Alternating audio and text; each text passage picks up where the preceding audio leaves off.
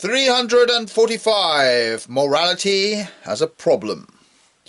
A defect in personality revenges itself everywhere. Enfeebled, lank, obliterated, self-disavowing and disowning personality is no longer fit for anything good. It is least of all fit for philosophy. Selflessness has no value either in heaven or on earth. The great problems all demand great love. And it is only the strong, well-rounded, secure spirits, those who have a solid basis, that are qualified for them.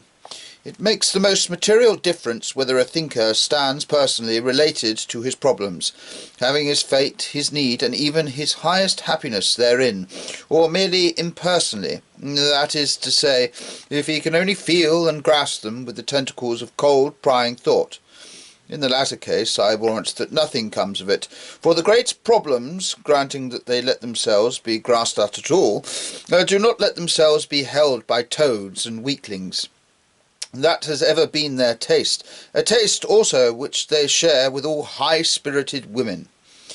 How is it that I have not yet met with any one, not even in books, who seems to have stood to morality in this position, as one who knew morality as a problem, and this problem as his own personal need, affliction, pleasure, and passion? It is obvious that up to the present morality has not been a problem at all. It has rather been the very ground on which people have met, after all distrust, dissension, and contradiction, the hallowed place of peace, where thinkers could obtain rest even from themselves, could recover breath and revive. I see no one who has ventured to criticise the estimates of moral worth. I miss in this connection even the attempts of scientific curiosity, and the fastidious groping imagination of psychologists and historians, which easily anticipates a problem and catches it on the wing, without rightly knowing what it catches. With difficulty I have discovered some scanty data from the purpose of furnishing a history of the origin of these feelings and estimates of value, which is something different from a criticism of them, and also something different from a history of ethical systems. In an individual case, I have done everything to encourage the inclination and talent for this kind of history. In vain, as it would seem to me at present.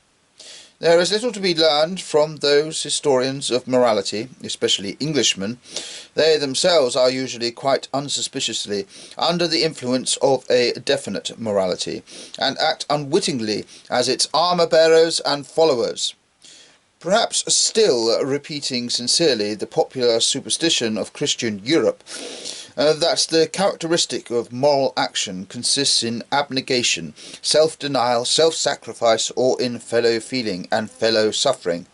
The usual error in their premises is their insistence on a certain consensus among human beings, at least among civilized human beings, with regard to certain propositions of morality, and from thence they conclude that these propositions are absolutely binding even upon you and me, or reversely, they come to the conclusion that no morality at all is binding, after the truth has dawned upon them that to different peoples moral valuations are necessarily different, both of which conclusions are equally childish follies.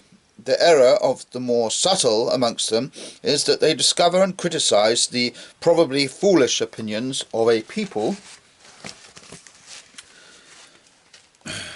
about its own morality, or the opinions of mankind about human morality generally.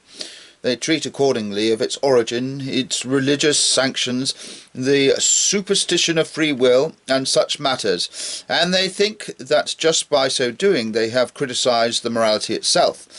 But the worth of a precept, "thou shalt," is still fundamentally different from and independent of such opinions about it, and must be distinguished from the weeds of error with which it has perhaps been overgrown, just as the worth of a medicine to a sick person is altogether independent of the question whether he has a scientific opinion about medicine, or merely thinks about it, as an old wife would do. A morality could even have grown out of an error, but with this knowledge the problem of its worth would not even be touched.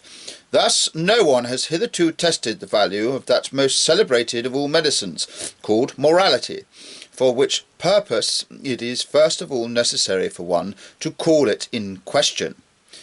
Well, that is just our work.